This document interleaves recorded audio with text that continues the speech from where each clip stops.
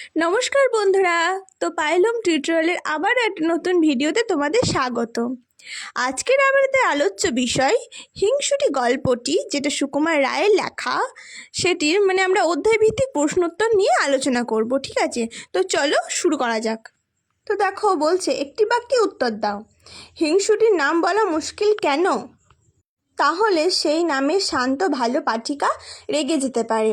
দুইয়ের দাগে দেখো, হিংসুটির দিদি কেমন মেয়ে? হিংসুটির দিদি খুব লক্ষ্মী শান্ত প্রকৃতির মেয়ে। হিংসুটির বয়স কত? হিংসুটির বয়স হলো 7 বছর। হিংসুটির দিদির বয়স কত? হিংসুটির দিদির বয়স 8 বছর। হিংসুটির দিদি কি কি পড়ে ফেলেছে? হিংসুটির দিদি বোধোদয় ও ছেলেদের রামায়ণ ও ইংরেজি ফার্স্ট বুক পড়ে ফেলেছে। স্কুলে কে কেমন ফল করত? হিংসুটি স্কুলে বকুনি খায়, শাস্তি পায়, আর তার দিদি প্রাইজ পায়। ঠিক আছে, তো দিদি ছবির বই প্রাইজ পেলে হিংসুটি কি করলো? দিদি ছবির বই প্রাইজ পেলে হিংসুটি সেটাকে নষ্ট করে ফেললো।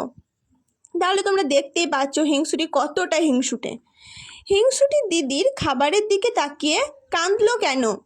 দিদির রসমুন্ডিটা তার থেকে বড় ছিল বলে। তাহলে নেক্সট দেখো, দিদির জন্মদিনে হিংসুটি কি করলো? দিদির জন্মদিনে হিংসুটি বাড়ি মাথায় করে তোলে। একদিন হঠাৎ হিংসুটি মায়ের আলমারি খুলে কি দেখলো? সে একদিন হঠাৎ মায়ের আলমারিতে একটা সুন্দর পুতুল দেখলো। নেক্সট দেখো, হিংসুটির ভয়ানক রাগ হলো কেন? কারণ হিংসুটি ভেবেছিল পুতুলটা তার দিদির।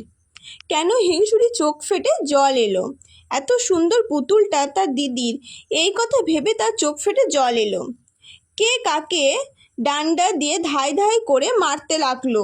হিংসুটি পুতুলটাকে ডান্ডা দিয়ে ধাই ধাই করে মারতে লাগলো। ঠিক আছে, মারার পর সে কি করলো? মারার পর সে পুতুলটাকে বাক্সে তুলে রাখলো। মামা কখন হিংসুটিকে ডাকতে লাগলেন? মামা বিকেলে হিংসুটিকে ডাকতে লাগলেন। মামা হিংসুটিকে ডেকে কি বললেন? মামা হিংসুটিকে ডেকে বললেন তিনি তার জন্য একটা পুতুল এনেছেন। হিংসুটির বুকের মধ্যে ধড়াস ধড়াস করে উঠল কেন?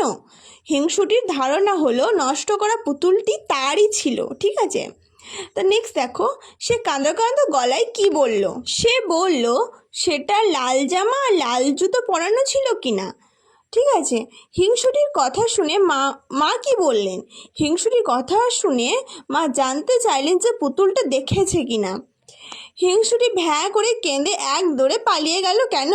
কারণ হিংসুটি তার নিজের পুতুলটাকেই সে নিজেই নষ্ট করেছিল বলে। দুয়ের দাগে কি বলেছে দেখো, কস্তম্ভের সঙ্গে খস্তম্ভ মেলাও। ঠিক আছে, দেখো কি কি দেওয়া আছে, মিটমিটে ফুটফুটে কচি কচি টুকটুকে কাঁদো কাঁদো। তো এগুলির সঙ্গে খস্তম্ভে কি কি মেলানো হবে সেগুলো দেখি চলো। মিটমিটের সঙ্গে হবে চোখ, ঠিক আছে, ফুটফুটের সঙ্গে হবে মুখ, আর কচি কচি হবে হাত পা, টুকটুকে হবে জামা কাপড়, কাঁদো কাঁদো হবে গলা। তো চলো নেক্সট 3-এর দাগে কি বলেছে দেখো, উপযুক্ত শব্দ বসিয়ে শূন্যস্থান পূরণ করো। এখানে শব্দ বানানটা একটু মিস্টেক আছে, সঠিক বানানটা হবে তালবিশ্ব বয়দয়। ঠিক আছে, তো চলো, হিংসুটি তার দিদির খাবারের দিকে তাকিয়ে তাকিয়ে ভ্যাঁ করে কি করলো?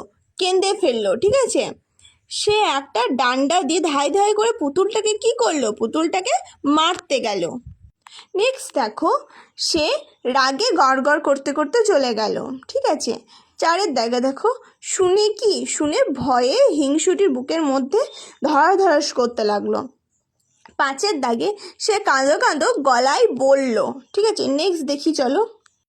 সে খানিকক্ষণ ফ্যাল ফ্যাল করে তাকিয়ে এক দৌড়ে সেখান থেকে পালিয়ে গেল। ঠিক আছে, তো 4-এর দাগে দেখো কি বলেছে, কোনটি বেমানান খুঁজে বের করে গোল দাগ দাও। এখানে দেখো 4টে আছে শব্দ, সেখানে মধ্যে 4টের মধ্যে কোনটা বেমানান সেটা কিন্তু গোল দাগ দিতে বলেছে দুষ্টু, শান্ত, হিংসুটে, ঝগড়াটি। তাহলে কি হবে? শান্ত হবে। ঠিক আছে, তারপরে বলেছে বোধোদয়, ছেলেদের রামায়ণ, রসমুন্ডি, ইংরেজি ফার্স্ট বুক। তো এগুলো সবই কিন্তু একটা পড়ার বই। রসমুন্ডিটা কিন্তু একটা মিষ্টির নাম। ঠিক আছে, তারপরে 3-এর দাগে দেখো, নাচতে নাচতে ফুপিয়ে ফুপিয়ে গাল ফুলিয়ে ঠোঁট বাঁকিয়ে। তাহলে কী হবে, এগুলো সব কিন্তু রাগ করলে করে, কিন্তু নাচতে নাচতে এটা কিন্তু ওরা নাচার মধ্য দিয়ে বোঝাতে চেয়েছে, তাহলে নাচতে নাচতে এটা হবে বেমানান। ঠিক আছে, 4 থেকে দেখো মা মামা দিদি হিংসুটি। তো মা মামা দিদি কিন্তু এগুলো একটা সম্পর্ক, হিংসুটিটা কিন্তু কোনো সম্পর্ক নয়। ঠিক আছে, তাহলে কী হবে, হিংসুটি হবে। নেক্সট দেখো বাক্স আলমারি মলাট পুতুল। ঠিক আছে, তো বাক্স আলমারি পুতুল এগুলো কিন্তু সবই আলমারি, দেখো মানে জামা কাপড় ভরা হয়, বাক্সতেও ভরা হয়, পুতুলটা কিন্তু তোমার বাক্সর মধ্যে থাকে। কিন্তু মলাট যেটা আমাদের নতুন বই কিনলে যেটা আমরা বইয়ের পাতাতে করি, তাহলে মলাটটা হবে বেমানান। 5 দাগের দেখো হিংসুটির দিদিকে লক্ষ্মী মেয়ে বলা হয়েছে কেন? কারণ হিংসুটির দিদি ছিল শান্ত, লক্ষ্মী, পড়াশোনা করত আর কাউকে হিংসা করতো না, তাই তাকে লক্ষ্মী মেয়ে বলা হয়েছে।